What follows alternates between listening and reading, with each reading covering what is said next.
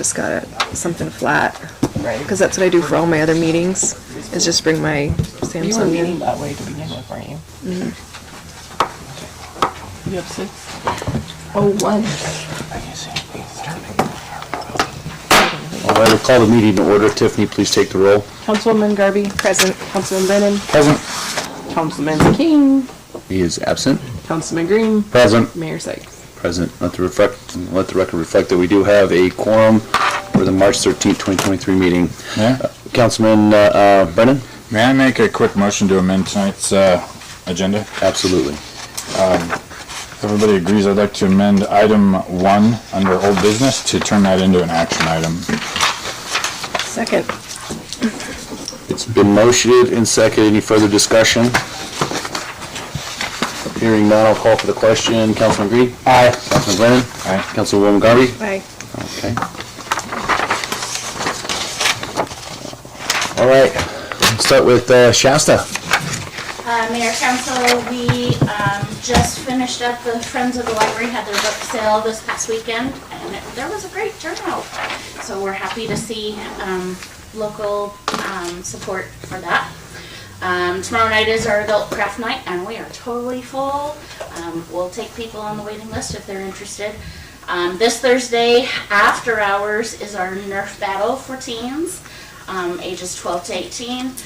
The next day we have our gaming arcade after school, and then later that night is our open mic night with the Literary Arts Committee and Arts Council. And then Saturday we have our second Growing Gardeners class.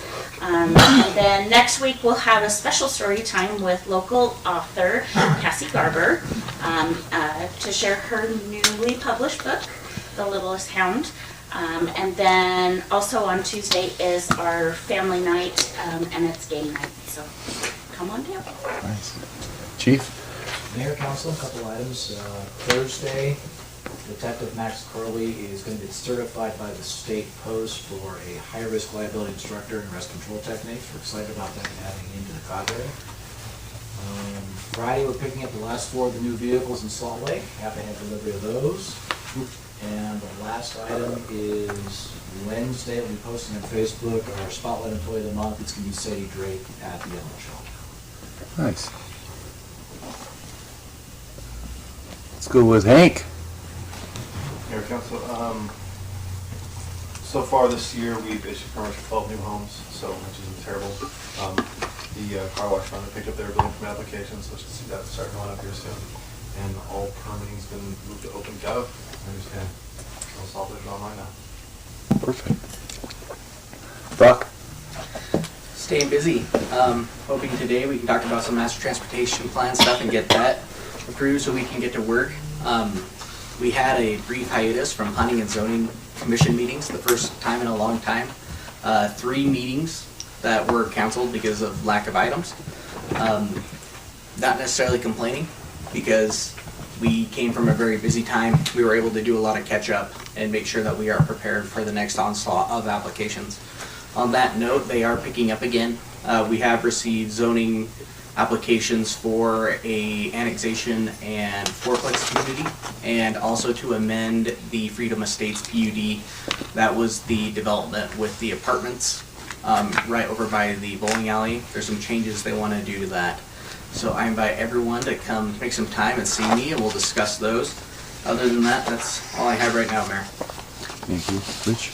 Mayor, Council, street-wise, the street guys have been working on parking lots that we're going to pave around the city in different places, but they get it in between when it's wet, so that's kind of been kind of hard in and out doing those things. They've been working on changing some services out along North 16th and East 8th North for the stormwater, or for the wastewater project that's going to be going on. To be put a new line down by the hospital area right around there. And then in between that, they've been getting the wells cleaned up, get them ready to come online here pretty quick. And then wastewater, they've been just working out. Well, they've been chasing water here the last few days, making sure all the storm drains and everything were working. Also, they're getting things out at the lagoons for the farm and getting things kind of prepped for when that comes online, getting ready to do their ground ground soil monitoring and things like that. They're water monitoring wells. So that's kind of what they've been working on. Betsy? Hey. I didn't see you either, Betsy. I just snuck on in. So things are going good in communications. We're wrapping up filming State of the City.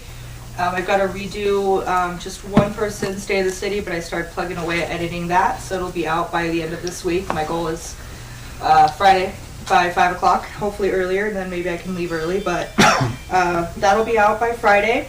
Master Transportation Plan, we closed those surveys, so those are no longer open to the public, and those results will go public tomorrow morning. We're going to post them on our website and on Facebook, so everyone can take a look at those survey results and kind of get an idea of what people are thinking and asking for the Master Transportation Plan. And then we also had one of our very own named in our Idaho Business Review. It is a statewide newspaper, and they come out with a power list quarterly. This quarter, it is the power list in commercial development, and Brock Cherry was named on that list. So, little shout out to Brock there. And so that's really exciting just to get our name out there. They recognized us. It's not something we asked for. They found us. They just see all the development we've got going on. We push them a lot of our articles and like press releases and such, but cool that they found us and decided to honor our name Brock. And then I think are just chugging along. Mountain Home Stories podcast is going good. We've got our newest episode up with Miss Tiffany Belt. It's very exciting. And that's about all we've got so far, off the top of my head at least. Fantastic. Yeah, we did the State of the City a little different this year. I don't think people want to see my ugly mug for 20 minutes, so I asked the department heads if they wanted to talk about their crew and their team, and they all jumped on. If Yeah. you wanted to. I asked nicely. I mean, It was a rhetorical question, I think. right. But no, I think everyone's had some fun with it. I think it was about 50-50, about as nervous but excited. But I think everyone's kind of come around. There's a little competition who can be more animated than Shasta. She really shines bright. Like, put a little pressure on Jamie there. She was into it. So, but I think everyone's done really good overall. The wind was just our enemy for a couple. So we'll retake those and get that out by the end of the week. Good. Thank you. I guess last but not certainly not least, Chief. Sure. Mayor and Council, I'm excited to report tonight. The hiring committee came back with a name for our full-time firefighter position.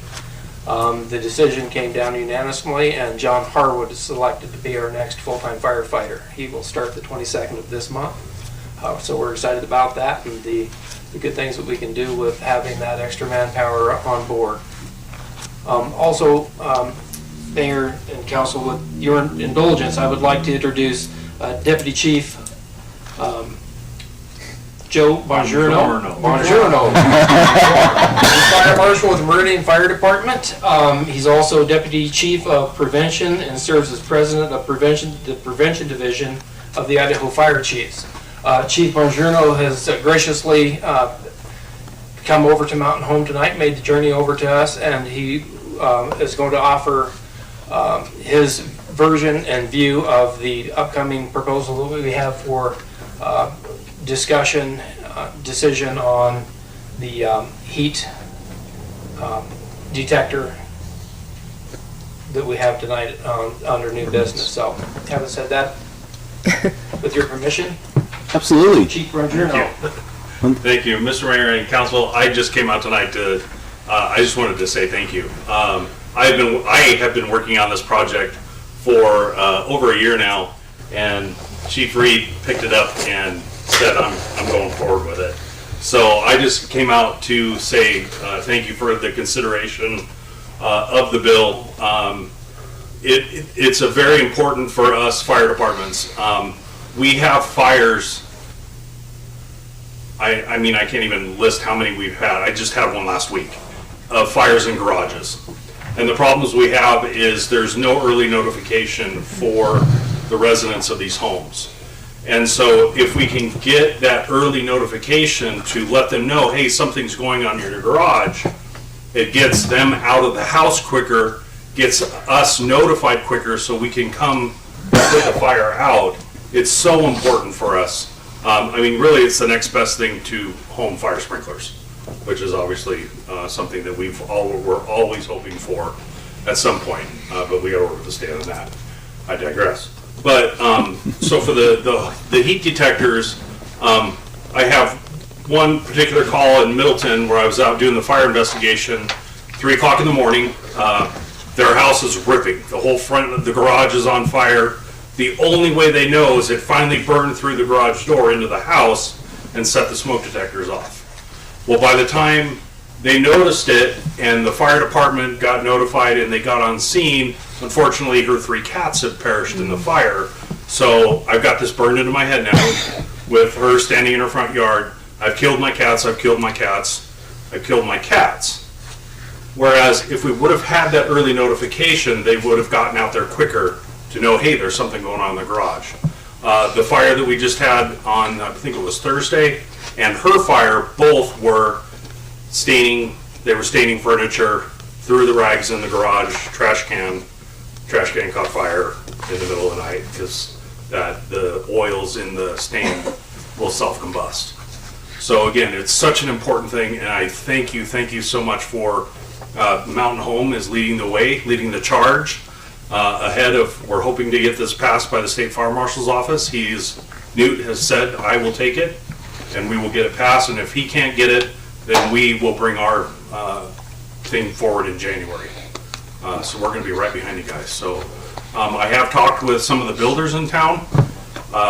Brighton Homes has already said, we're making that our standard. So they are now putting heat detectors in all their garages. I've talked with many building officials, and they're all like, yeah, this one totally makes sense. Again, because we're trying to save dollars, save lives, and it's just so important. Thank you very much. That's all I had to say. Chief? Mayor? Councilman Can I ask Brennan? a question? Oh, yeah. So what's the distinction between a heat sensor and a smoke detector? So the mayor and council, the thing with the smoke detectors, most smoke detectors aren't listed to be put in garages. There are some that are.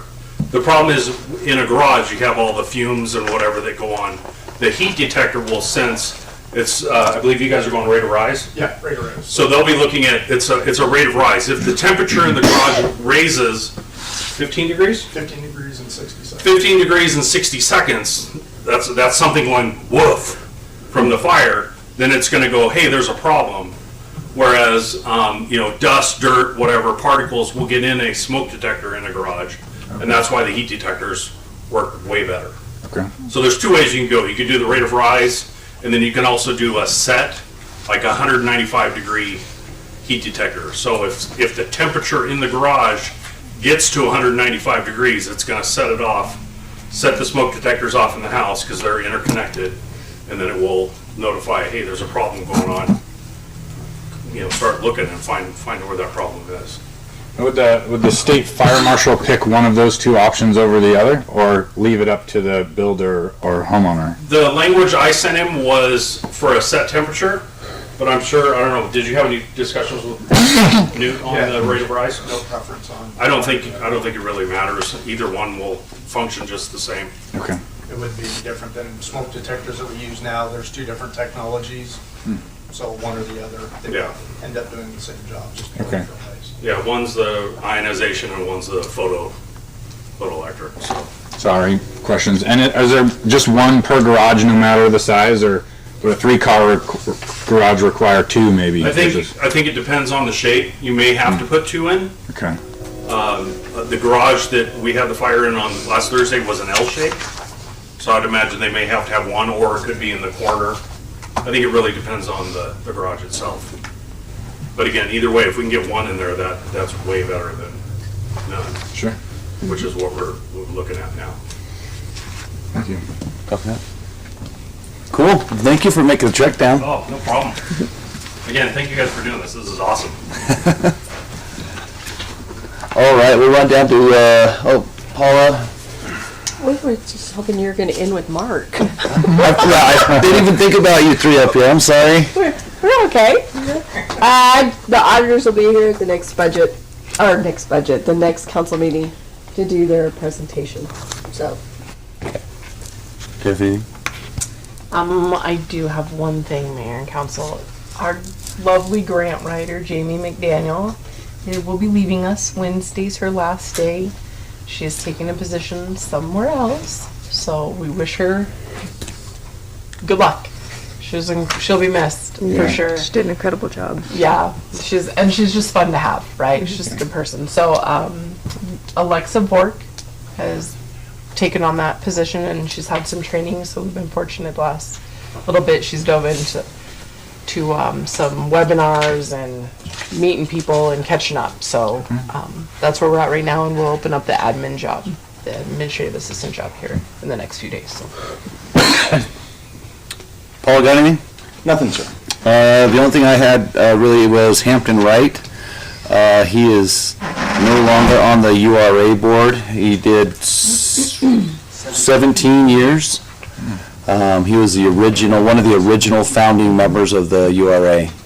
So he always jokes that he's 91 years young, but he said it was time to let somebody else be on that board. So we gave him a plaque today, and they did a pizza party for him. So over at the fire station. So thanks, Chief, for allowing us to utilize your station. Alrighty.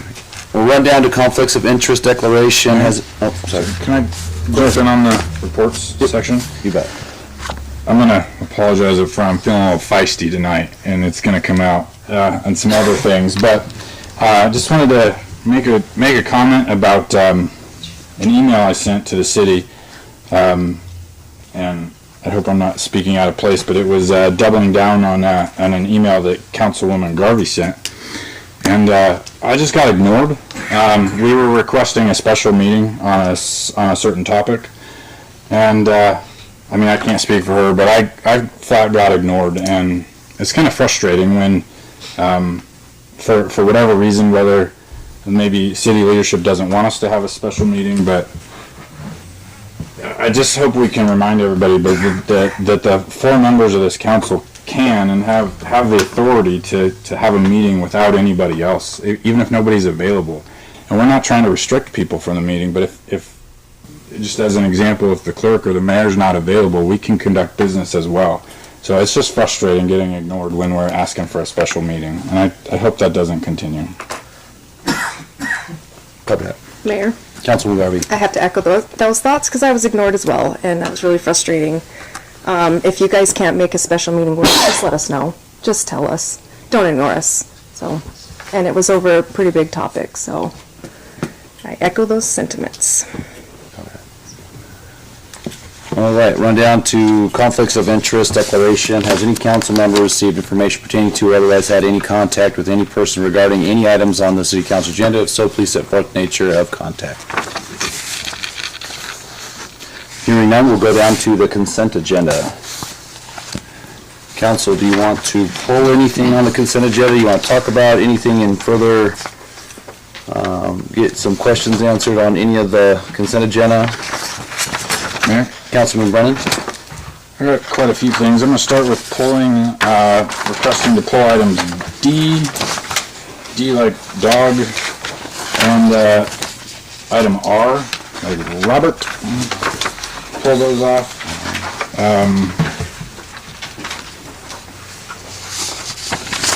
And we'll go into some discussion items on some of these here. Police Chief, I got one for you on item G is your grant request with a cash match of $100,000. What's the plan to cover the $100,000? We're going to put that into the capital improvement grant, capital improvement project list, and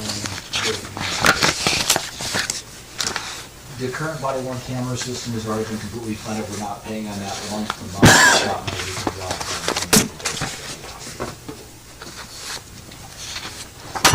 I'm confused here. Where you're putting it into a CIP as an identified capital improvement? But what's that? I could probably help you. Okay, go ahead. So that is asking the council to approve the grant administrator to go out for that grant. The 100,000 will come to you guys during the budget process. At that point, you can say, we don't have enough money to go out for this grant, and then if we do receive the grant, you can not accept it. Okay, so the money wouldn't be required from us to match until the next fiscal year. Correct. So we will have the opportunity to have a solid discussion During on the this budget. particular item. It'll with be on budget. the list of grants Okay. that's on there.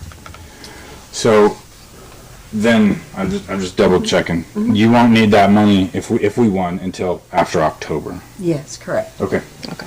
Thank And I you. think it has that year on there. It says 23, 23, 24. Yeah, I was curious if it was over a 2-year No, window. no, that's the That's that next budget cycle. Okay. But the application for the grant is within the next few days. Stay by the Couple 30. weeks, April 11th, so we have to have permission to start. No problem. Thank you. Rich, question for you on item J, which is the pipeline crossing with Union Pacific. That's a big legal document, so I apologize if I missed something and I'm asking a stupid question. But I noticed it's a 24-inch steel casing for a 12-inch pipe going, or 12-inch water line going through. Does that authorize us, or can we sneak or not so sneak something else in that remaining gap in that pipe? The void? Yeah. I would imagine we'd probably put some sort of a conduit through there if that's what we're looking at. I don't know if like the fiber line is important to sneak under there, or Yeah. that's all I really It think. already goes by, we took it on our right of way some other way, so I think it went a different way. But Okay. that goes by there, so. But yes, I would, if they need to get something in there, some extra conduit, we would probably put some through there. We certainly could do that. I don't really have the forethought as to what else might need to go through there, but having a pipe to go under the railroad tracks with that much extra space, I feel like. A lot of would- time we put some extra in there, so I know we did that with some other things, so yes, yep, that's So probably a good idea. would Union Pacific have to authorize an It empty would just need to conduit? be in the plans that we submit what's gonna go under there. Can you, So, I guess I don't know if these guys have to agree with me, but I'm asking, can you I can- write that in? I can check something in if we need to, I'll get with Keller to see about how that would work, yeah. Okay. Yep.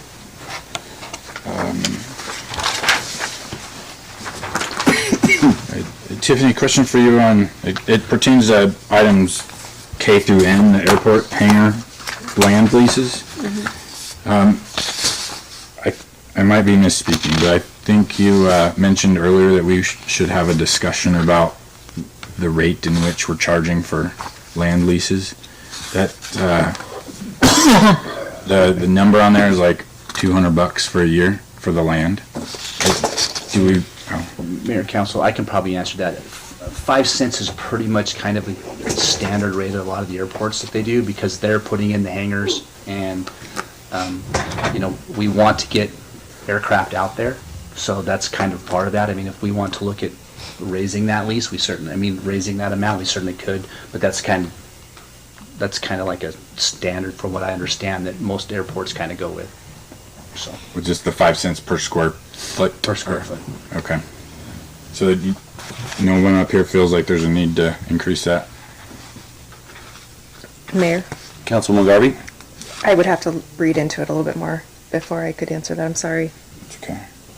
Councilman Brennan, I don't think specifically when I generalize land leases that I was meaning specifically this. It's some of our outstanding 30-year long ones that are coming forward where we need to really look at those and see if we're getting the equitable dollar that we should be. Okay.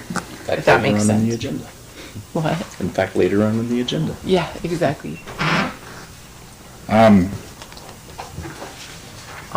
Do you want to talk about the information on the financing regarding these hangar leases? About the financing? Where we have the number 12 on the termination. The city may terminate this agreement upon 1 year. I can kind of ask a quick one on that one, but one of the landowner, or one of the persons that wanted to put a lease on, they were kind of having a hard time getting funding for it. Because one of our stipulations says that the city at any time can say, we're gonna take it. And so it's really not, I mean, that's, It's under the There's a- Tracy one. I've highlighted it yellow. It's number 20. Mr. Mayor, there's a distinction that are often made in leases like this for leases where it's bare ground and the lessee is going to be going to a large capital outlay to build the hangar. That it would be for longer, generally lawyers despise longer term leases. But when we know that there's a large capital outlay, we'll do sometimes leases that are a little bit longer versus if the hangar's already there and you're just simply moving into it and using it. There's no reason why we would want to necessarily have a longer term lease. That's the distinction between the two. And what prompts this is not just legalese, it's that they can't obtain, a prospective lessee cannot obtain the financing from financial institutions when they're not going to loan out all this money to build a hangar when the potential termination is within 1 year. And so they can't get the financing to do it because the term of financing it is longer than the term of the lease. So that's why. Anything else? I think that was all. so. We need to take that So out. one thing we were asking if we could take that off of there. I don't object Or- to that, yeah. Make sure Paul has it worded accurately. Okay. And, Mayor, can I Go ahead. continue? Yep. Do I feel like $210 a year is minimal? Yes, but this paragraph 2 under rent also talks about percent increase or decrease in the consumer price index. I'd like to eliminate the decrease part of that just for budgeting purposes so that we know that no matter where the CPI goes, we're not going to make less than this amount, and that should help us in long-term forecasting so we know where our $200 is going to go. Okay, I mean, that'd be fair. I don't see, I mean, it's not gonna drop below, it won't drop below the 5%, like you said, something that doesn't drop below the 5%, or the 5 cents per square foot of whatever it is, yeah, that makes sense. Usually if it doesn't go up, they just leave it the same, we don't, usually we just put it up, if it goes up, we put it up, if it doesn't, we leave it the same, so. The edit that I would make to those leases, in line from what I was saying, is in front of the term, in and where lessee is going to be doing a capital outlay as provided in paragraph whatever it is that says that about you may build a whole bunch of stuff in it pursuant to paragraph blah blah blah, the lease shall be, and then it could be for a longer term. And then conversely, should the lessee not be outlaying capital infrastructure costs pursuant to paragraph A, the term would be 1 year. And that's how it's a simple fix that you could do on each one, with basically one line. Mayor? And what, Councilwoman Garvey? Go ahead. Mayor, Council, for any time out there, we're not gonna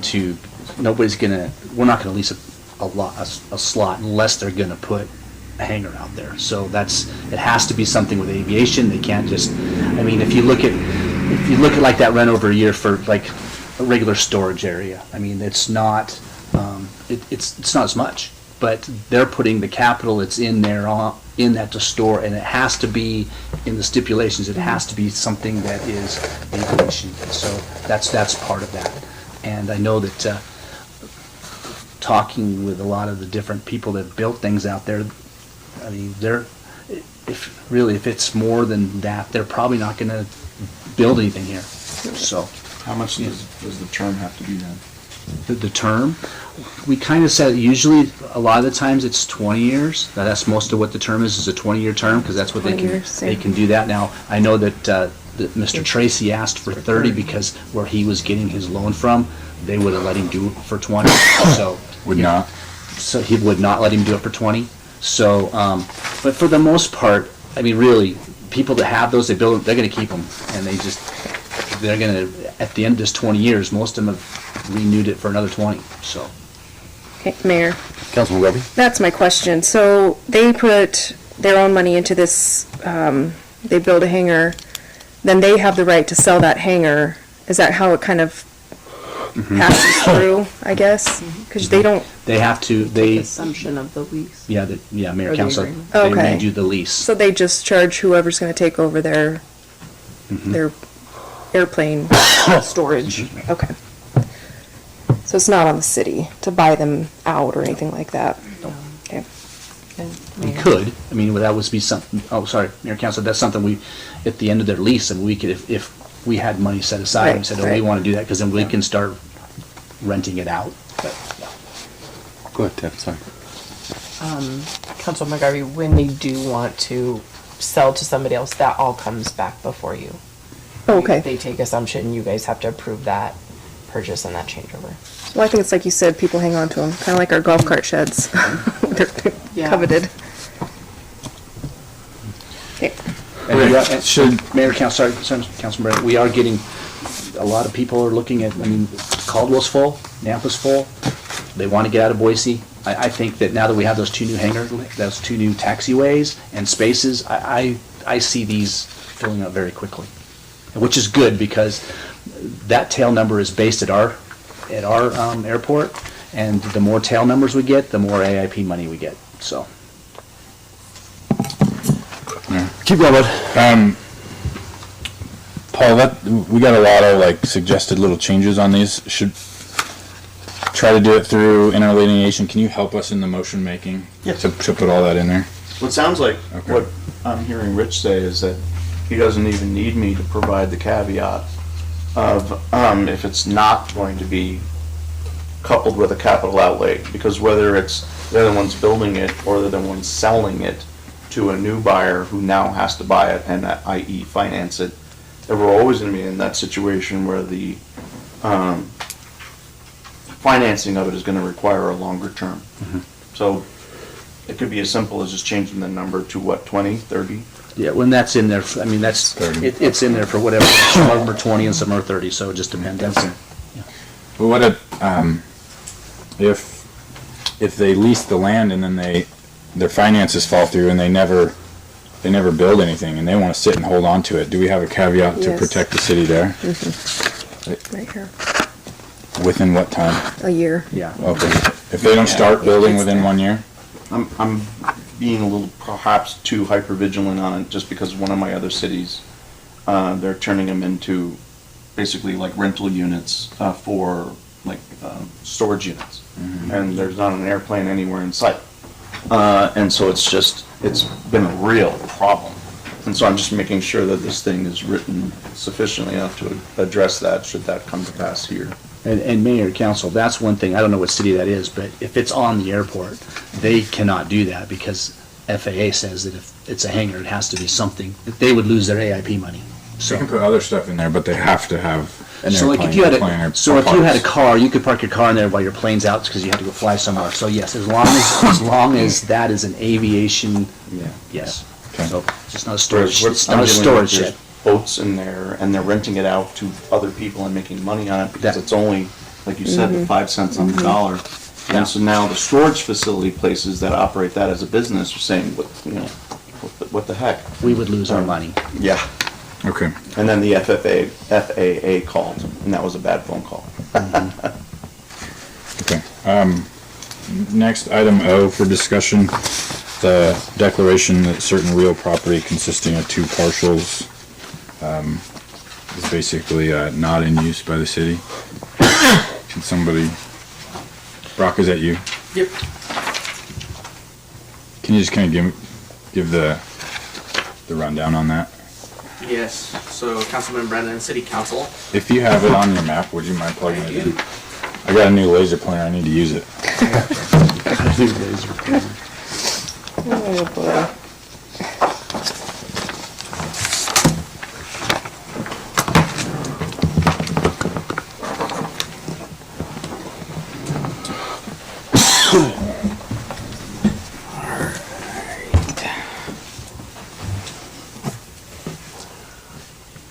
Life's good. That's right.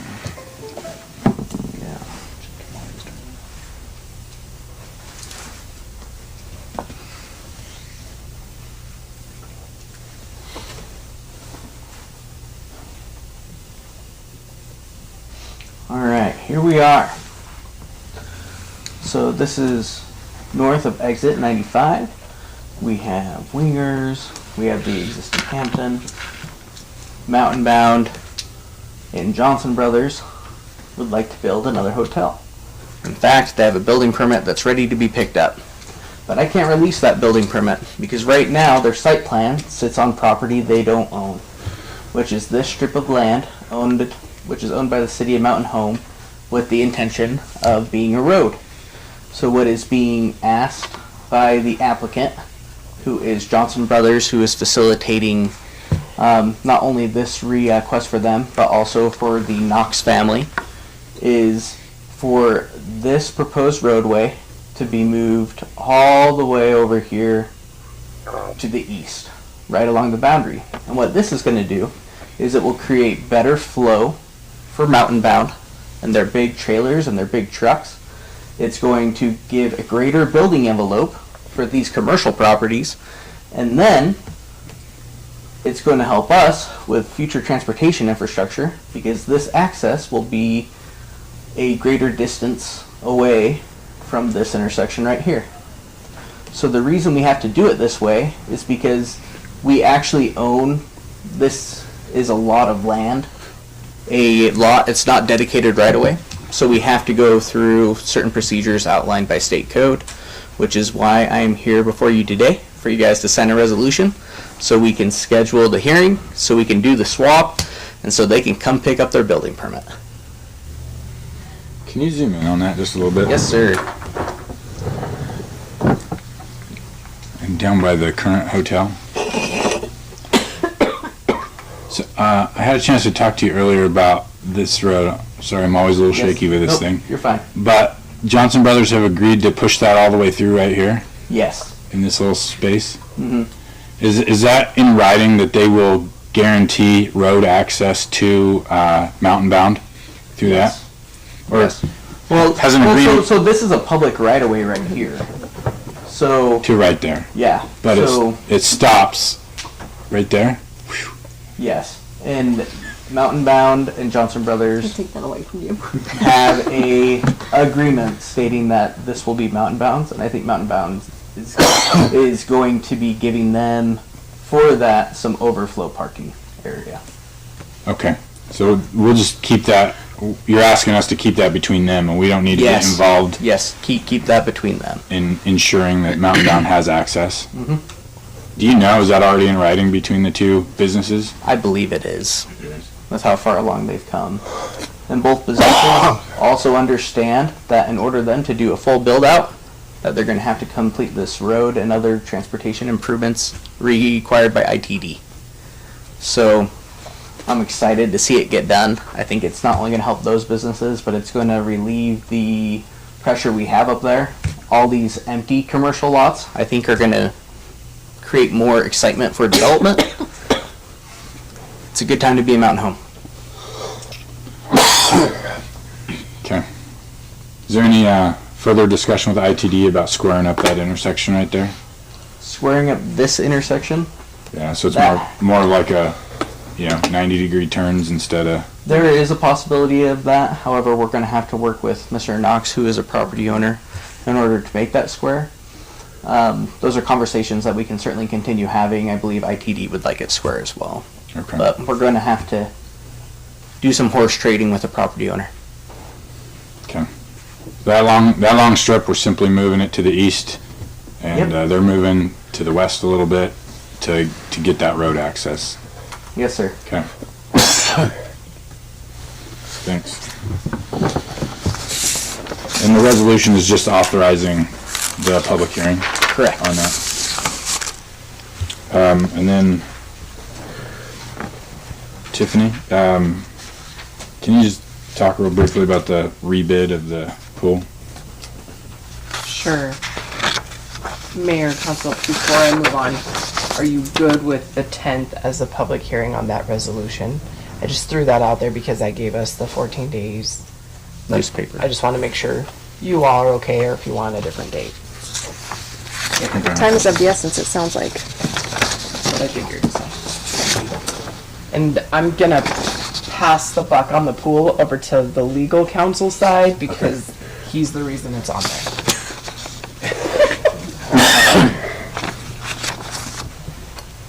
The courthouses have quite a number of examples, certainly at the district court level, and a couple at the Supreme Court level, of bid processes that were, even if technically lawful, precipitated an awful lot of litigation and disgruntledness on always the second place bidder. So the first place bidder, and then if there's a change order or something that's changed in the middle of it. So the best advice, especially if your time is not of the essence too terribly, is if you need to materially change the project at all, you reject all bids and then you go out for rebid, rather than be in a scenario where some of the bidders feel like they're bidding on different things and the change was not in there. In this instance, we didn't get any. And so I think always the cleaner way to do it, with litigation as our example of when it's not done right, is just start it again. Just do it clean, get your new bid docs, project docs, and you'll be happier in the long run. It's just good housekeeping, quite frankly. Did we formally reject all of our previous bids? There weren't any. We didn't. So you didn't have to, but normally when that happens, yes, that's the advice, is, hey, thanks for putting in for us, we're gonna make a couple material changes to the scope of the project, and so we're rejecting all bids, we encourage you to bid again once you have the new docs. Well, but I'm in first place right now. Yes, but it's been changed, and so we're just gonna reject all bids and bring you all back again.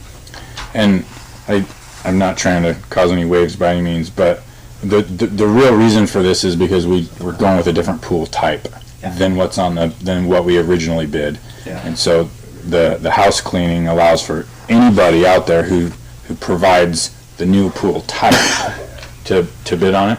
You got it. Is that right? Okay. But for clarity to the citizens, our project's not slowing down, we're not changing, we're not back to square one by any means. No, this is just to keep the procedure clean. Okay. Thank you. That's all I got. Mayor? Councilwoman Garvey? So, Tiff, on the pool, so are we confident that that company is gonna bid it? Yes. Okay. Yeah, we've been working. So we're not, I don't mean to, No, muddy we've the still water been here, but- communicating with both companies that showed interest when we did estimators on our own. And then by posting it out to rebid, we'll get those, dot the i's and cross the t's. and that's the company you visited in Caldwell or wherever? Yes. Okay. Anything else? Thank you. Yeah, I'll make a motion. Councilman Brennan? Sorry. Make a motion to pass the consent agenda, pulling items D and R in items pertaining to item K, L, M, and N. I'd like to remove the part that talks about decrease in the consumer price index on paragraph 2 through interlineation, and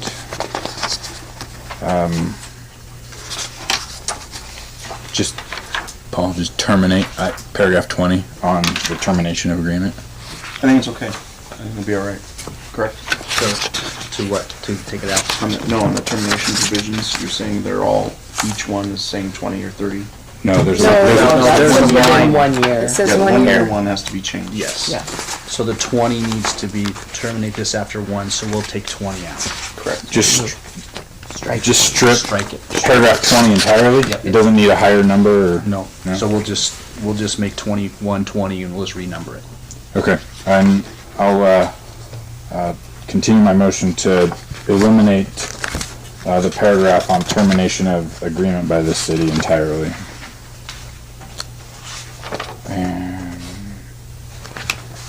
And that pertains to wherever it's listed on items K, L, M, and N. Okay. That's all. Second. Did we also want to make that a action item for the old business? We already did that. We did. We did that. Okay, got it.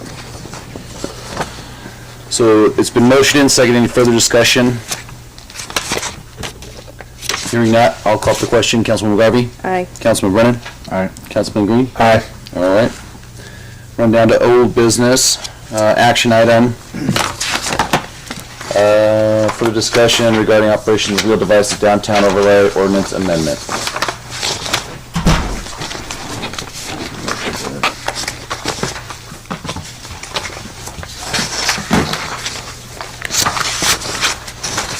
Mayor? Councilman McGarvey? Okay, I would like to propose that we change the last sentence to say that this will be a violation of the, something to the degree of the Title 1-4-1, instead of just a violation of this provision of this infraction. And we also need to change the $100 to $150 based on our general provisions. No, you don't have to. You No? just say that this shall be punished, I don't know the exact language. A violation of this section will be punishable as provided in Oh, okay. Mountain Home City Code 1-4-1. So then take out the 100 for altogether. infraction. Okay. So you, because it says it all in the text in 141. Or else for escalation if they repeat offenders. Good. Okay, that was easy. Okay. Any other amendments? Councilman Brennan? I'll make the motion now that this is an action item to approve the Mountain Home City ordinance for operational wheel devices in Mountain Home with a change in interlineation to violations of this provision shall come from Title 141 Mountain Home City Code. I'll second it. It's been motioned and seconded. Any further discussion? Hearing none, I'll call for the question. Councilman Brennan? Aye. Councilman McGarvey? Aye. Councilman Green? Aye. New businesses, new business. Items removed was D. We'll start out with that one. Councilman Brennan? You got that paperwork?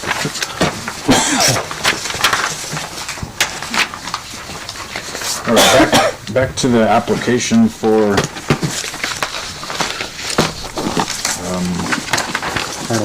Carnival, thank you.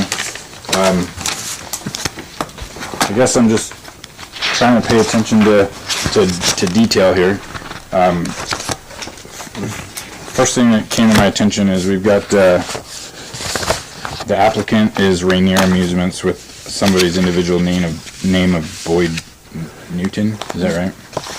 And under criminal history, it says if they ever been convicted of a misdemeanor or felony crime. No. I'd like to ask, was there a background check conducted on this individual? Or any type of criminal history? He answered the question. No, there was no background that the chief did. Is that? We have never done that in the past. That was for if you were, we haven't done it in the past. Sure. I'm sorry. No, that's fine. Paul, can I ask a couple of legal questions to you? This is an application that covers a lot of things like a carnival, a fireworks stand, pawnbrokers, taxi cabs.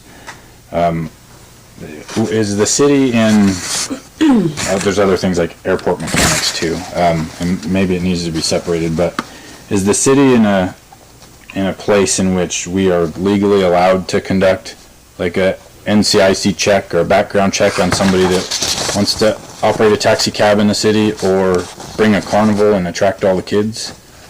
If you're saying, do we have the discretion in the exercise of our police powers to require an applicant who's going to be driving a taxi cab and or carnival or something like that to require them to submit to consent to doing a NCIC background check? Yeah, absolutely. Okay. We can require that. How would we require it? Would it have to be an ordinance or just something in our application that they sign? It would just be in the application that you do it. I mean, City of Boise does that, for example. Okay. For most of those things, they'll require a background check. There was some debate, I guess, do you remember, what was the name of the outdoor carnival kind of thing that was it was in June in the 90s? in Boise. I can't remember the name of that thing. It was baby. I had to Boise say River it. Festival? Right, Sorry. gray hairs, transfer up, Sorry. doing gray hair. I had to do it. It was the big festival, the balloons. River Festival. The river. The River Festival. Thank you for all the gray hairs. I said it first. What would you do if I didn't hassle you? Anyway, that was a big thing then because it was creating a chilling effect because it cost more money to do the background check, and so we went back and forth about it, and they eventually settled on that is something that we have to do for things that, for those people that are going to have contact with children, et cetera, et cetera. So, and it was argued that we weren't allowed to do that, and that was a flat out no, of course we can. Okay. So yeah, if you want to do that and you want to make it part of the process, it slows down the application, or at least I'm going on 25-year-old data in my brain. It's probably instantaneous nowadays, but I don't know that. But it creates a chilling effect because it takes longer to do it, and also it costs more money to process an application, and so delay and cost were the big arguments against it. And Boise said, no, we're going to do that anyway, for cab drivers, for example, too. Okay. Not that anybody ever takes a cab anymore, but back then it was a big deal. Mountain Home they do, because there's no Ubers and Lyfts. But if you remember back in Boise, back around, that was like around 2002-ish, something like that, the cab wars in Boise, those of you remember all that? That was one of the things, that was one of the things that was argued about back then too. Okay. And my intention is never to like ice an application to slow the process down, but I'm going to stand on my, my beliefs on that. Carnival managers and carnival companies, whatever, that are applying for this, they need to have some type of a criminal background check run. I mean, I think it's our duty to at least help protect the children here. So I'd like to, anybody else can talk, but I'm just going to make a motion to deny this application at this time until we can redo our application form and have them give consent for a background check. And may I add one more thing to that? Yes. So the other thing that comes out on that is, who's filling out the application? Is it the owner of the cab company that's filling it out? Well, those aren't the drivers. And who is the owner of the carnival company is doing it? Well, that's not the person. And so then what Boise did at least is then there would also be, not only that, an application, but also an agreement that they are going to be responsible for everybody that works for them to also ensure that. And if they violate it, we find out that there was a sex offender allowing the kids to go on the carnival rides kind of thing, then that person is forever, you're out of the river festival, for good, sort of scenario. And but anyway, you would have an agreement in there that they promise that all their employees will also meet the minimum requirements, which is, a serious felony free. And then also there were certain misdemeanors that were on the list, and I can't remember what they were anymore. Okay. What he said. Why are you looking at me? I knew you were ready to Oh, well, I just, I think this form, this application for a city license needs to be revamped in general. Just because, I mean, your airport mechanic is probably not going to come out there and need to be background tested, but I think your taxi cab and your carnival, I mean, absolutely. Your fireworks, I mean, that doesn't really pertain to that question. So I don't know. I think we just revamp this application. Tiffany and I could very quickly and very easily just pull up Boise. That's where the people selling fireworks in like parking lots. Oh. So yeah, you're with kids. True. But we did. True. It was broken I down didn't to realize it was for certain, that. certain professions, certain events. Yes, I think it should be. We tied it to our important governmental objective of, if you're going to be around kids and things like Yes, I think it's important. Councilwoman Gordon, and I think Paula kind of touched on it. We do have fireworks stands. Yes. We never know who those Yes. people are going to be and where they're going to come from. typically ours are local folks that do it, but Right, you right. never know when we could get that. Yeah. And, hey, little kid, I got Yes. fireworks. It just says fireworks, and so I was like, it doesn't make any sense, but now it makes perfect sense, absolutely, yeah, 100%. Yep. But I think the airport portion of it could be in a different form. So I guess I second your motion. And this application is not filled out all the way either. Mayor. That's important to me. I think we've approved them for a while, being like very minimally filled out. I'd like to see them fully completed by the time they come to council for approval, because I'd hate to approve something and then the finger get pointed like the application wasn't even filled out. They didn't even sign it. You know, Yeah, like whatever. it's not filled out all the way. So that's all. So council, I got a motion and a seconded. Any further discussion? Hearing none, I'll call for the question. Councilman Garvey? Aye. Councilman Green? Aye. Councilman Brennan? Aye. Okay. And Councilman Brennan, you also have, R.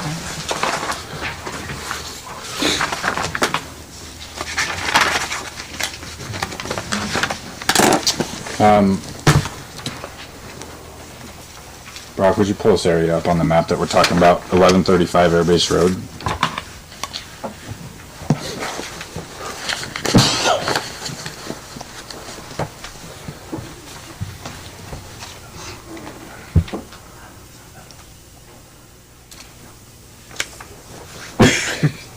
Right there. Right. Can you do the identify thing? And pull that part up on the left side? I cannot see that. Right, where's the 1135 Airbase Road? And do you have an overlay that shows the city limits?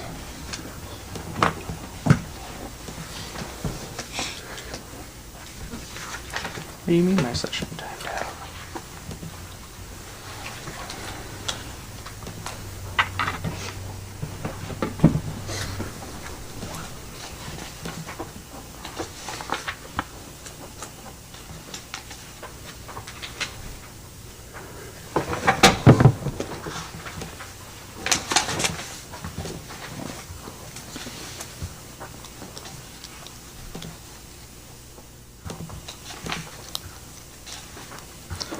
There we go. All right, that's the current city limits? That's the current city limits. I will note that one change is this is the United Metals storage.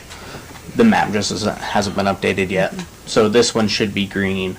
And then once the Meadows manufactured home park finishes its improvements, it will then be able to be completely annexed. And can you point at, since we're on a different map where we're talking? Yep, right here. Right. Oops, sorry. Slow down with the pointer. Right there. And right to its west, I mean, as looking at the map, if that's the west, that is currently zoned or annexed into the city? Yes, this is annexed. Okay, so this is where I should bite my tongue, but I'm not going to, is this not only like annoys me, but it irritates me, because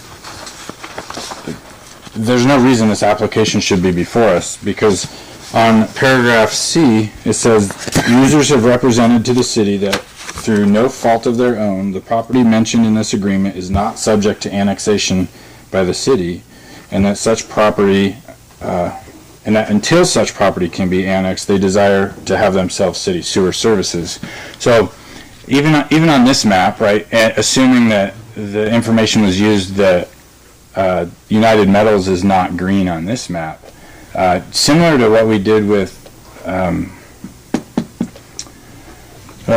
Runway Estates, we just crossed the road and annexed them. Correct. So it's contiguous. So this is absolutely able to be annexed, and I'm disappointed that this application is before us, because I'm not willing to give away, you can't have your cake and eat it too, I guess, right? So I'm not willing to give away city sewer services for them to be a permanent island and never get annexed in.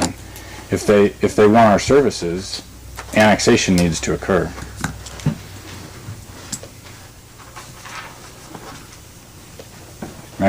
Councilman Brennan? I'm gonna make a motion to deny the contract for sewer services outside the city. I'll second it.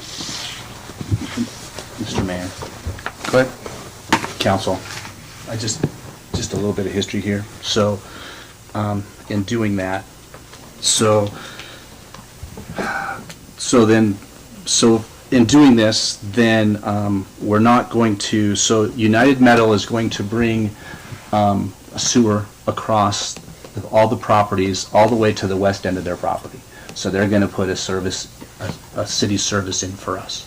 So the reason that this is before you is because the parcel next to theirs, to be able to take this sewer from the west end of Meadows all the way to the west end of United Metals, it has to go through this property's septic system, punches right through the middle. So United Metal went to the properties that are next to it in between and asked for an easement, basically permission to be able to put those across through there. And since there's nowhere to put a septic system once they punch through the middle of it, they were asking to be able to be outside the city and hook into the things. So kind of things, some of the same things we did with like Daniels Road when we took things out that way. So if this is denied, then we're going to have to go back to United Metals and say they're going to have to get septic, they're going to have to put a septic system in, which is 74, because our ordinance says that they're allowed to put a septic system in if they are not within 200 feet of a existing services, which they would be 70 feet short, 74 feet short. It's 274 feet to them, to where they would be connecting into eventually be the city. So I can certainly let them know that they're going to have to stop their progress and not be able to do that. The reason we were thinking this works because it does continue our service out past the west, so we could be able to keep annexing things as people want to come in. Again, this applicant is not going to get water, so it was a thing that if their septic system would have been the back of the building, would have been perfectly fine. They could have just kept going off their septic system, but because we asked this company to continue basically it's going to be one of the city's mains, it's going to be going down Air Base Road. It punches right through the middle of their septic system, which does it. So she can certainly say sorry, and then that's fine. We can work. They'll have to do something different, I guess. So that's where we are with this. That's the reason it was brought forward. Mayor, go ahead. Councilman Brennan? Can United Metals pay to relocate the septic system for the house that's there? And just relocate that and then give them an easement through there? They possibly could. My guess is the property owner's probably going to say no, just leave it where it is. So that'd be my guess was what they're going to do. Councilman Garvey? To answer to that question, you can't just put a septic tank anywhere. It has to be approved, and if the lot's not big enough, they don't have a drain field, they can't move it. That would kind of answer that question. My question to you is, 200 feet, couldn't they go across the road instead of through Meadows? I mean, I'm just trying to think of like other alternatives.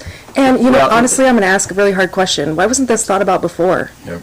Honestly, like, they should have planned this. I don't know. They were planning on, excuse me, Mayor Council, United Metals was going to put a septic in over there. Okay. But they just said, hey, they were thinking that basically the property next to them was looking at coming in also. So instead of having a whole bunch of septic systems within the city of Mountain Home, they were willing to put in the main to keep our system going. So you can't cross the road, because that road's not 200 feet, is it? Well, if they cross the road, it ends up going into the exact same manhole of where they're kind of going for. It kind of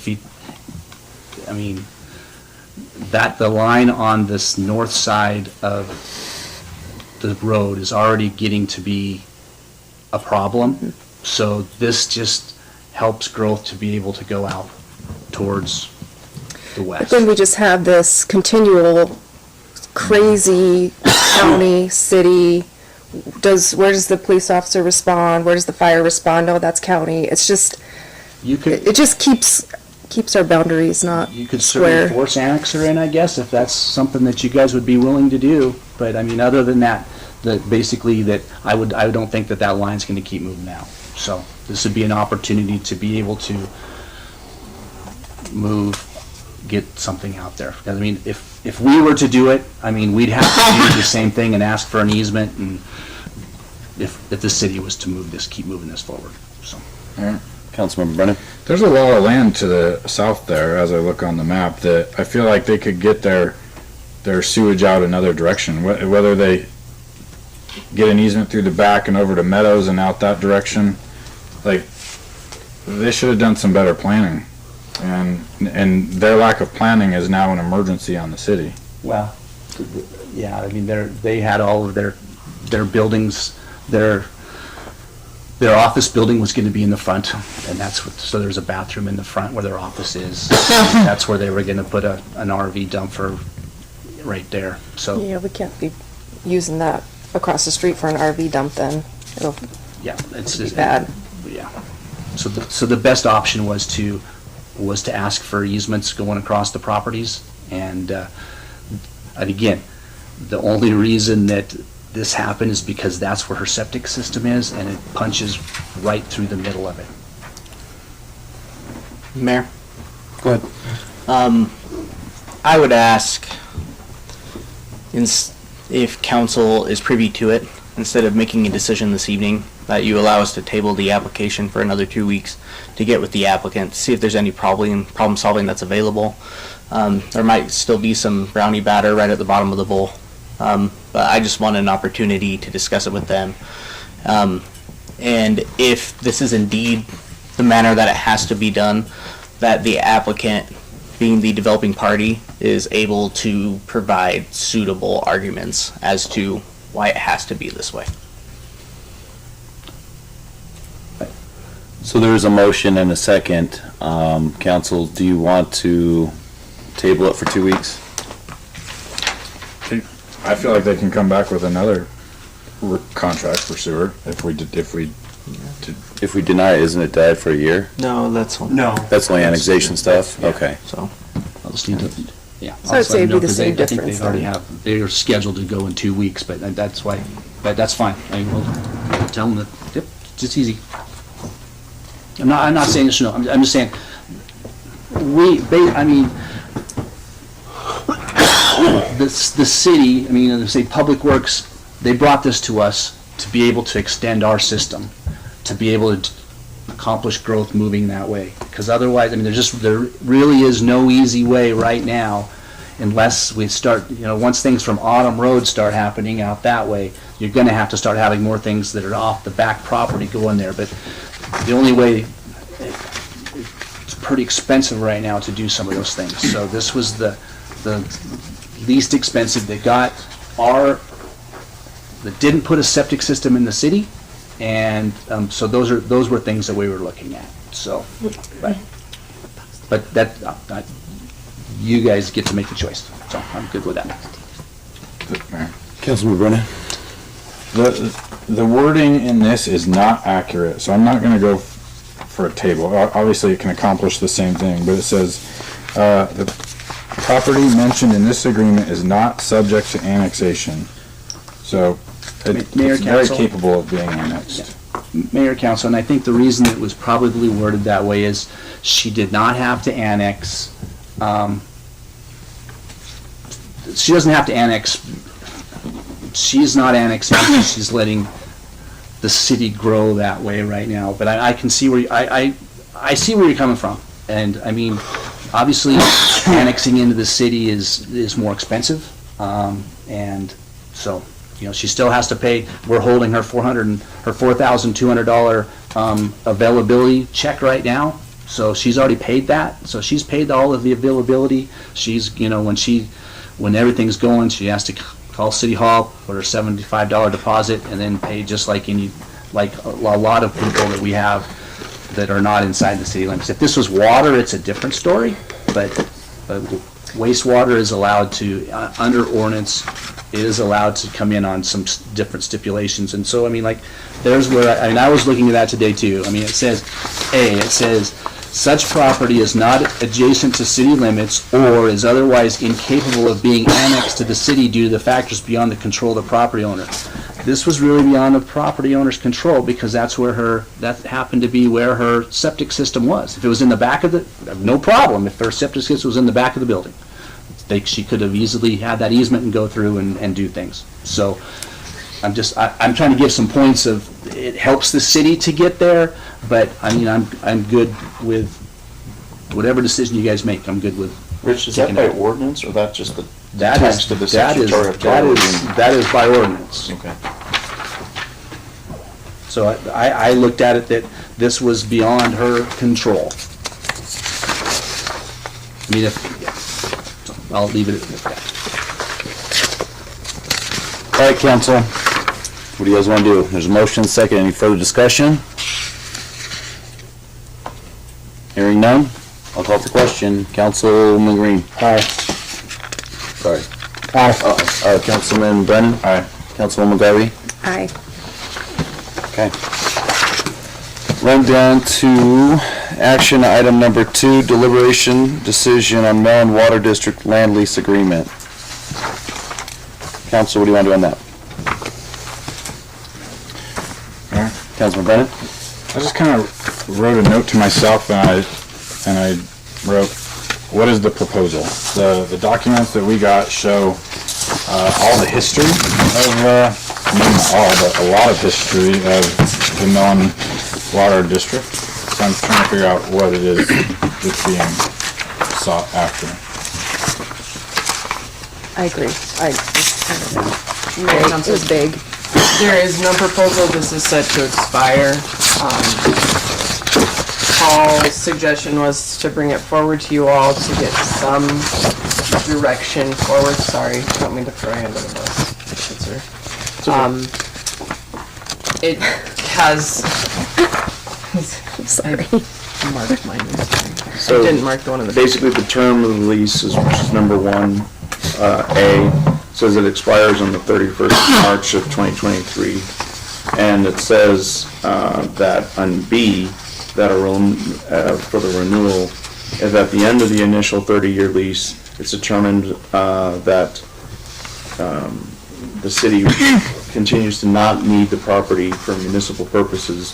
The lease may be renewed between the parties for such time and upon such terms and conditions as may be agreed upon them. And so Tiffany and I were discussing, there were certain things in here that you guys might want to take a look at. For example, Councilman Brennan, number 2 is rent. They're saying these long 30-year leases, there might be a little bit out of date as far as how much money we charge to a 30-year lease. This isn't something where the capital infrastructure is, well, it was back then, but it might be something we wanted to look at.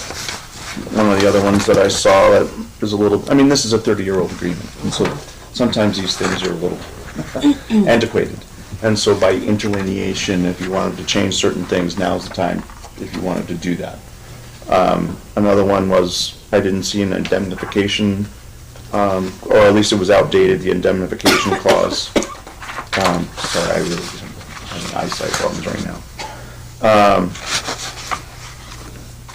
There was another one. Oh, the insurance one was outdated. And I know I would be cringing at the current language that was in there. Remember any other one? We have some of the maintenance stuff. Number of units. Yeah, we don't know their true number of units or households out there. On page 3, it talks about they won't pump more than 300 gallons per minute. I don't know how we verify that or firm that up. Hey, Rich, do we have a meter on there? They have a meter. But when we turned it, remember when their well that went down, we had to turn ours on for them? Meter ours when they, yeah. Do you know offhand if it's over 300 a day? I would assume it'd be over 300 a day. I would imagine 300, oh, well, no, that's like 300 gallons per minute, right? Well, that's like 300 EDUs. I don't think that they have more than 300 houses in there, but we could check it. I mean, we got it in there, Tiff. It's questionable out there. Right. Wouldn't cease to amaze me if there's more So than I 300, think, so. council, that we definitely, I mean, I know this is coming up at the end of the month. I think we need to know, hard numbers, and then is $500 a year? I mean, that seems pennies. Mayor, I can say this, I've talked with their secretary, of course, they're not just gonna be able to uproot a well off our property by March 31st, right? Because that's what this is. And so she said the district would want to negotiate and renew their agreement or come to new terms on an agreement, so. I think 30 years is long time. We're trying to get out of those long-term agreements, maybe 5 years or. And I do want to remind everybody that Mellon Water was on city services for about 6 months last year. Councilman Brennan? Rich or Brock, could somebody maybe show the geographical boundary of the Mellon Water District?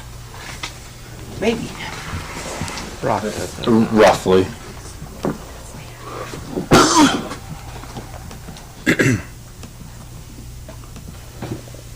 It's the one without the green. Yeah. Yep. Yeah. Let me get my laser pointer. Don't know how to work it. Okay. Exactly. It's a blue one, it doesn't show up on there. Is it Where the the mouse is, the whole square. Just the trouble. So, the well's right here. It's just the. Right here's the well and all of that basically. It's not that broad. It's just a Just right perfect here. square right there. just the one square for like date and ash? Cedar. Ash, cedar. Yeah. Birch. Okay. So none of it falls within city limits? Okay.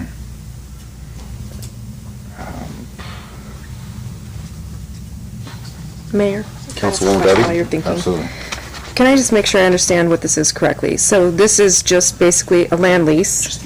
And just a land lease, okay, and we're just renewing it. They're not on our water, their well happens to be on our property.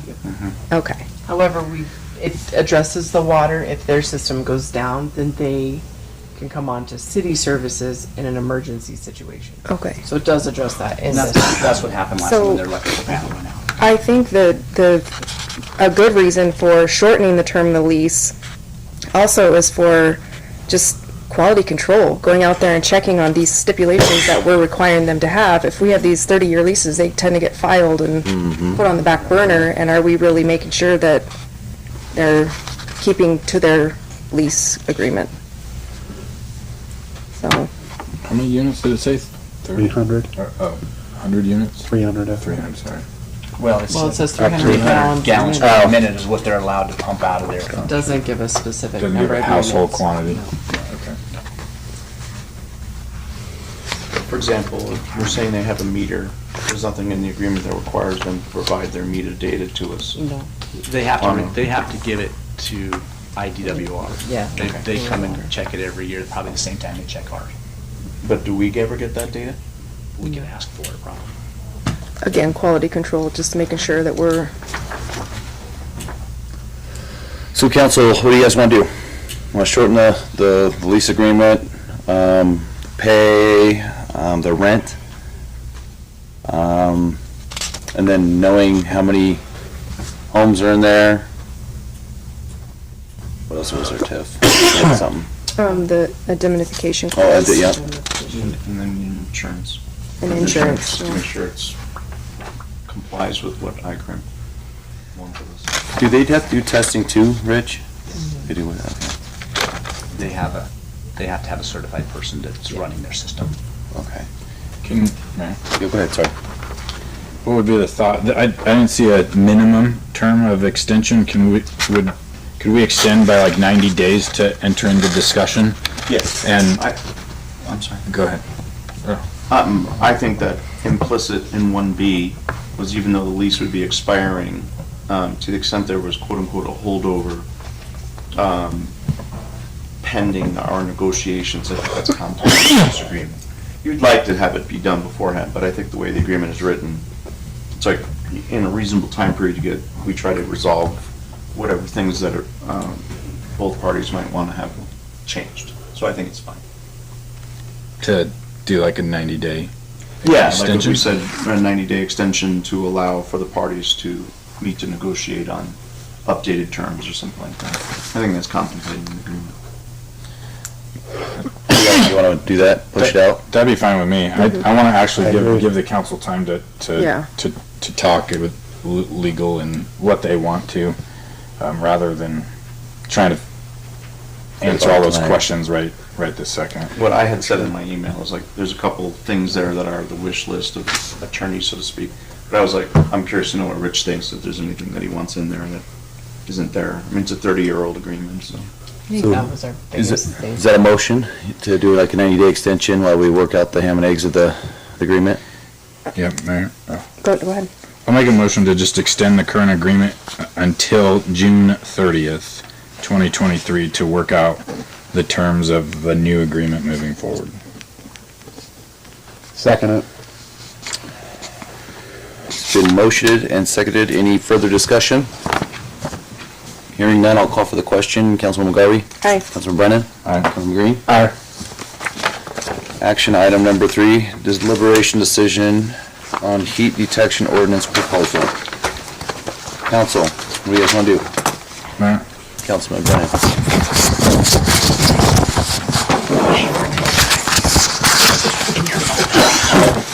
Chief, thanks for coming up. I think I got most of my questions answered. I was thinking, although did he reference the Idaho Fire Marshal? Yes. Okay. Does the NFPA have a standard for this yet? That is on the NFPA, that is in the works. Can I give him my spiel, and I promise I will answer probably 90% of all your questions? How's that work for you? Absolutely. Does that work? So if we could though, we'd also like to thank you guys for entertaining that. Hopefully, Chief Bongiorno was enlightening for you as far as that goes. Can't say enough about the work and stuff that these guys have put on, the collaborative effort that has gone on this thing for the year and a half thing. I know that it's certainly been something that has been on the minds and discussion over here with us on this end of the things. But just so you know, this is the same group that came through with the collaboration with the food trucks and stuff. So having things that work together through different municipalities is big. And just to name some of this, on the Southwest Idaho Fire Marshals group that are part of this, and waiting definitely to hear how this comes out. We've got Boise Fire Department, Caldwell, Eagle, Emmett, Humana, Marsing, Meridian, Middleton, Nampa, Star, and Twin Falls. And this has also been worked through working with Brock in terms of the ordinance and how that looked and worked, as well as State Fire Marshal, and also through the code official, Hank, in terms of how things would work and administering that and so forth. So I just wanted to throw that out there. A lot of big shout outs to a lot of people working together for a long time for something that we believe strongly for. So having said that, I'll turn it over to Brian. Alrighty, so just a little background. Southwest Idaho Fire Marshals group is a group of fire marshals. We meet monthly from Star Middleton to as far as Burley. The Burley guys don't come up that often, but we are all from Emmett to, there's 19 of us, I think. And we meet monthly to discuss things, code and fire prevention and inspections and investigations and all of that stuff. So that's where this group comes from, and we tackle things just like this. So this is where that conversation started. Chief Bongiorno had this about a year and a half ago, and we had kind of started to talk about it within our group, and about that time we had a garage fire that extended beyond the garage. So I kind of somehow ended up taking the lead on this, and that's where I'm at now. So a year and a half later, this is where we're at. So I'll give you a little bit of background, a little bit of data. The United States Fire Administration reports that there are 6,600 garage fires annually that occur across the country. More than 400 injuries and 30 deaths occur from garage fires. Not from house fires, just from garage fires. Over $457 million in damage occur from garage fires. 65% of garage fires extend beyond the garage into the living space. Over a 12-month period, we had 3 garage fires, 2 of which extended beyond the garage and into the living space. On one of those such fires, The homeowner was at home. It was in the evening, and he was sitting in the living room. The entire contents of his garage, including one vehicle, burned before the door failed between the garage and the house, and he started to smell smoke, and the smoke detectors went off in the house, not in the garage. So the entire contents of the garage had burned before he realized that there was a fire in his house. Garage fires burn longer, and they do more damage because they are generally in that area that's not occupied, has no early warning, and they don't have windows, they don't have the big open spaces that people see. Much more damage occurs in the garages because of that. So, what's the solution?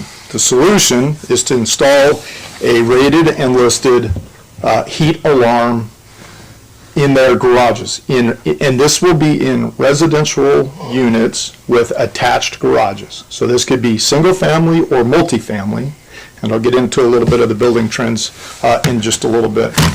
They are interconnected to the smoke alarms that are already in a house. So they're already putting in smoke alarms.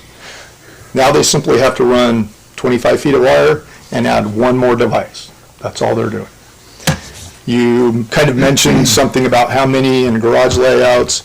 Some of the modern garage layouts, sometimes they're separated. You have a single car and then a double car, and you have separation between the two. Those might require two, but for the most part, it's going to be one appliance centrally located in the garage. So Idaho does not have this in place.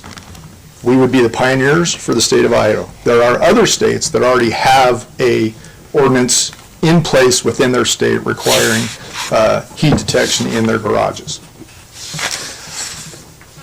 So we're taking this on about a year and a half ago. So our collaborative group starts to do research, and we find out that the International Code Council, which is the group that writes the building code, the residential, and the fire code, has some verbiage for this exact topic to come into their next code cycle. And I'll get a little deep here. So the code cycle, so the 21 code cycle hasn't come out yet. So it will come out, and then it will be 3 years before the state adopts that code. We are currently working on the 2018 code, and we'll be at least another year in that code, and it'll be 2024. So the potential for the verbiage that the Code Council has to make this topic a code is 4 or 5 years down the road. We're doing this, and the state fire marshal comes on board and attends one of our meetings and says, the state needs to do this. We're going to move forward this at the state level and try to implement it as a state mandate. At his recommendation, we've continued at the city level because he's not sure that he can get it done, and the position that we're in, he thinks it's important that we move forward. Why act now, ahead of all, and waiting the 4 or 5 years? I've done a little bit of research on what we've got. You've kind of seen what's coming, and this is just residential dwellings with attached garages. 690 dwelling units in the next 4 or 5 years. And these are rough estimates, don't take me exact. Also add in whatever Turner House does, we could see 260 units there, and whatever Blue Yonder does, potentially 400 units there. So over the next 4 or 5 years, this ordinance could affect 1,000 homes and 1,000 families within the city of Mountain Home. That's why we're moving forward. If it was just a day-to-day, we're doing 12 residences a year, it might not be that big a deal. But we're looking at this huge number of homes that this could affect before it actually becomes code that we can enforce. What's the big question? How much does it cost? So I reached out to 2 local electrical contractors. One wanted to do a little bit more research on it. The other one asked me how much a heat alarm cost. I did a quick search. I found that they are relatively the exact same cost as a smoke detector that they're already putting in their house. His quote was that typically he wouldn't expect that it would exceed $125 of additional cost to put a a single appliance into what was already there. He said in some of his builds, he would probably recoup the cost of the detector and nothing else. So for $150, we can add that extra little bit of insurance and safety on a new build. There will be no new permits, so Brenda and Hank won't have any extra work to do. They won't have any extra fees to collect, and Hank won't have to do any extra inspections. He'll already be in the garage on a final. He'll be checking all of those things. He simply looks up and ensures that the heat detector's been installed. So nothing extra on our part. Brock, you'll have to help me. We have brought this up for 6, 8, 9 months to developers about doing this on their own without it even being an ordinance, and not one of them has balked at putting these in. They've all agreed to it, just because it's the right thing to do and they understand it. And really quick, to just go on the cost savings that Brian has, this is going to expand the department's organizational capacity. If 15% of fires are starting inside the garage, 50% of those new builds, not only are people not gonna have their homes burnt down, but it's gonna make our organizational capacity as a department and our response with the staff we have and the equipment that we have go that much farther. So you ask why heat alarms, Chief Bongiorno kind of touched on it. Smoke detectors are not recommended for use in a garage because of all of those things. So heat detectors are the alternative. The United States Fire Administration has several handouts talking about garage fires, and this is a recommendation. Will it prevent fires? No, but it will hopefully minimize the amount of damage. It'll hopefully minimize the number of injuries and fatalities that are potentially out there. Why are we pushing this so hard? Because of the trend in construction that we're seeing. 3-story townhouse type designs where we have up to 12 houses attached to each other, and guess what's on the ground floor? A garage. If that car catches on fire and burns the garage and nobody knows about it, what's it do? It burns into the living space. Where do the people have to go that are sleeping on the 3rd floor? They have to make it to the 1st floor and out of the house. Fire's already been burning for an hour at this point. So this is a very proactive approach to preventing maybe a death, but definitely property damage, especially on this new trend of construction that we're seeing. Chief Bongiorno talked, there's a couple of different types of detectors. Smoke detectors have 2 different types. Ionization and photo, they both do the same thing. Heat alarms do the same thing as well. There's 2 different types, rate of rise and our fixed temp. We've just chose rate of rise for a couple of reasons. They could put either in and we probably would not have an issue with it. Yes, we would be a pioneer in the state of Idaho, but as Chief Bongiorno said, if the state does not get this passed come January 1, if we have this, they will be using this as their plan to move Meridian forward. The chief, or the state fire marshal, hopes this passed because he's going to use us as fodder for ammunition at the state level. Come on, Mount Home did this. Why is the state not doing this? This is the right thing to do. So, I know we don't want ordinances and all of the stuff that make things that people don't want to have to worry about, but I believe that this is an ordinance that will greatly benefit Mountain Home and eventually the state, because I guarantee you that there will be a ripple effect once we get this passed. This will help all of those people that are coming to town in that type of construction, not having those types of things happen to them. All right, hopefully I answered all your questions. What do you got for questions? What did I miss? Councilman Brennan? Brian, you made mention of 2 different types, and you've selected one, and there probably wouldn't be an issue if they picked another type. They're both going to do the same thing. So, like I said, with smoke detectors, there are 2 different types, and we don't have, there is nothing in the code that says you have to have one or the other. Okay. We just picked this one.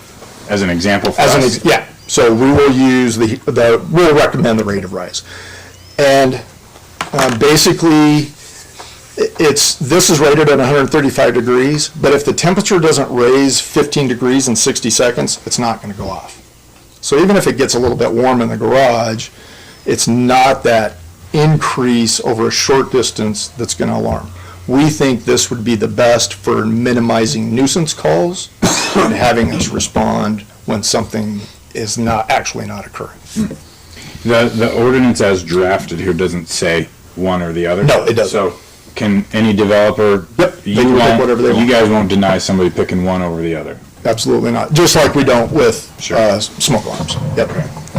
And touching on that wording is the wording that we got from the code council, and this is their first draft, basically, of the wording that they're going to have when the fire code and the building code come out and gets adopted by the state. So we wanted to make that as close as we could, so there wouldn't be any big changes when that finally comes down and becomes a code, so. I'm one that's all for safety. I appreciate your forethought and being the pioneer spirit. My only comment, I guess, would be to approve this ordinance with an effective date on it. Like, we start it now and say, because somebody that already has blueprints done and drafted up, I don't want the building inspector to force that upon them. I'll turn that over to these guys. They've had discussion, we've had that discussion on when that would start. There's a process that needs to be gone through, and those that, other than those that have agreed, they will do it, but however that works. Yep. Whatever effective date, the process that needs to be. It's, train employees first, you let them know what the new ordinance is, and then you let as many contractors you know what the effective date is and give them time. Anything that's already been brought to the office for permit approval, or whatever the case may be, we're not gonna force them to do it. Again, the applications received under this date are required to have these heat detectors in the garages. Would you also agree, though, that there's people that may be sitting on some blueprints that are totally done and approved or engineered or whatever, but they haven't yet come to the building department? So I don't think necessarily the appropriate line is if you've turned in your building permit and been approved. Maybe just back it just a little further. So those that are in the works, I feel like approve it now with a 1 year effective date or whatever, that you must anything. I don't know if 1 year is appropriate or the best, but more than just. Can we work on that effective date? And come back? Well, this is an action item, isn't it? So we either need to table it or pick a date now. No? Well, it'll be read by title. It has to be read. Oh. Mayor? Councilwoman Garvey? Sorry, I don't have the ordinance in front of me. I say thank you. There's no time on this, correct? Is that what you're trying to say? Right. As written. Yeah, we just brought effective now. the ordinance forward Okay. for discussion and. It's not in the proper format for our ordinances. Yeah. Today. Right, okay. So I say we just start it right away. I mean, it's a no-brainer. Being my office that had a garage fire, it was horrible. That extended beyond the garage. It was awful. So I'm all for the safety. I think absolutely 100% start it going forward with anybody who pulls a building permit after we have our ordinance. Is that what you're saying, or you're saying within a year? I'm saying go back a little further, because there's people that probably have blueprints now done by an architect, but haven't turned them into the building department yet. So 6 months to a year back, just just needs action. Go ahead, Tiff. So, correct me if I'm wrong. Hank said he notifies all the contractors that are in the area. We'll probably put signage up within the department, so if people come in, they know it's going to happen. But these guys said it's 25 feet of cabling. Yeah, from wherever the closest bedroom is to the garage. That's And, yeah, so. To me, I think that's kind of minuscule if I'm the contractor with the blueprint that's not maybe submitted, but yet when I do bring it in and submit, someone tells me, hey, by the way, in 30 days this goes into effect, or we did this 60 days ago. You're gonna have to drop 25 feet of cabling to attach that gizmo for $200. I understand. I'm not a builder by any means, and Hank, maybe you can speak, but if there's a change in the blueprint, some developer that's not a Liberty Home local developer, then if they're coming out of Boise to build one house, then, and, you know what I mean? Like, they're gonna have to hand write it on there, and I don't know if the building department would approve that. Yeah, well, no plans ever come in with 0 comments on them. I always have to send plans back, I need these changed. I've never got a set of plans for a new house where everything was on. So everything's on the plan anyway. But giving them enough ahead time to warn them that this is coming, just letting everybody know you possibly can. You're not gonna get everybody, but I'm still, well, we have city ordinances that don't follow normal building code anyway, and people aren't aware of them, so they'll send me plans, I'm like, you should have read our city codes because we have these things, you have to go redesign. Okay. And this is a very, very small thing compared to like snow loads and shear values and things like that, where they have to go in front of an engineer. This is pretty small. Mayor and council, my only comment would be, what happens in the next 12 months that gets built that this could be affected, and potentially families that could be benefiting from this over the next 12 months. I agree with Councilman Garvey is, we should implement it sooner rather than later. 90 days. Yeah, July 1st is when a lot of laws go into effect 90 days. with 90 days. a lot of things. Copacetic? That's 90 days this year. So is that a motion? Okay, I'll make a motion to approve the decision on heat detection ordinance proposal effective July 1st, 2023. I'll second. It's been motioned and seconded. Any further discussion? Hearing none, I'll call for the question. Councilman Green? Aye. Councilman Brennan? Aye. Councilwoman Garvey? Aye. Awesome. Thanks, guys. Thank you, guys. Thank Appreciate you. it. Run down to action item number 4, deliberation decision, airport committee, advisory committee recommendation to meet quarterly rather than monthly at the airport conference room. Mayor, Councilman Brennan? I don't see absolutely any reason not to do this. I just make a motion to approve the airport committee's request. Second. It's been motioned and seconded. Any further discussion? Hearing now, I'll call for the question. Councilman Brennan? Aye. Councilwoman Garvey? Aye. Councilman Green? Aye. Okay. Run down to recognize person in the audience who would like to get up and speak for 3 minutes. Come on down, sir.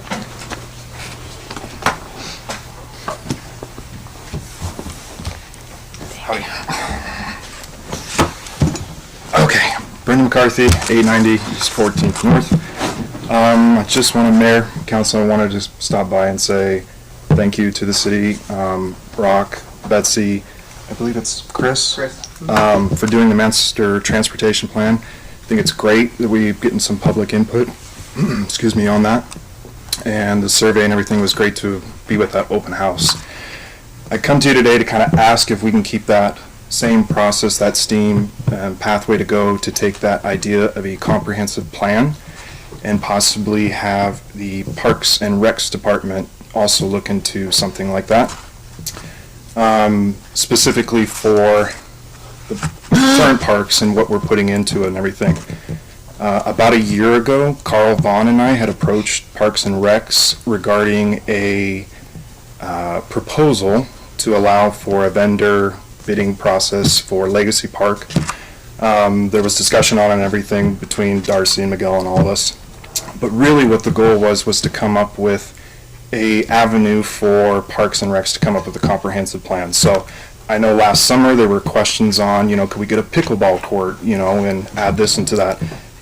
Really the idea to have that comprehensive plan is so that we're not going back and forth, trying to figure out, okay, this time we'll put here a pickleball court, and next summer we'll take that out and we'll put something else into it. So yeah, really I just kind of would ask the council if that's something that they're interested in too and looking for it. I know that's a huge thing. I know the master transportation plan has been a lot of work, but again, it's kind of going back to that, let's plan 5, 10, 15, 20 years out so we're not going back and forth and potentially wasting time or tax-paying dollars and everything like that. So just something I wanted to bring up. Like again, Carl and I had approached that and we just hadn't heard anything about it. But really the goal was to try and look for a different way to get that comprehensive plan. So thank you for your time. Thanks, Brendan. Anybody else? All right, run down to final comments. Council, anything? I have nothing. I guess I'll have a council make a motion. Go ahead. Make a motion to enter executive session pursuant to Idaho Code 74-206 subsections 1B, C, and F. Second. It's It's been motioned and seconded. Any further discussion? Hearing none, I'll call for the question. Councilman Green? Aye. Councilwoman Garvey? Aye. Councilman Brennan? Aye.